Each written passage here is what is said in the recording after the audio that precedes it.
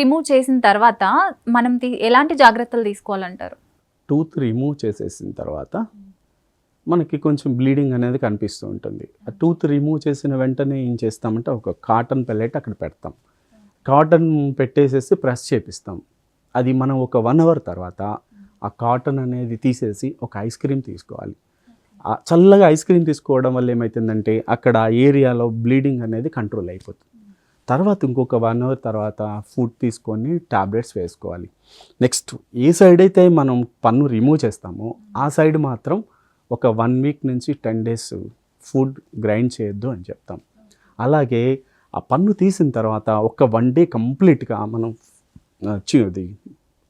బయటికి ఏదన్నా స్పిట్ చేయడానికి ట్రై చేయొద్దండి. ఎందుకని బ్లీడింగ్ అనేది ఎక్కువ అవుతుందని చెప్పేసి మనం ఒక 1 డే కొంచెం జాగ్రత్తగా చూసుకోమని చెప్తాం. నెక్స్ట్ అలాగే ఫుడ్ కూడా కొంచెం జాగ్రత్తగా చూసుకోవాల్సి వస్తుంది.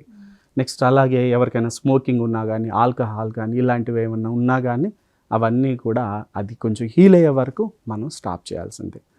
4 to 6 వీక్స్లో అది కంప్లీట్గా హీల్ అయిపోతుంది మనకు.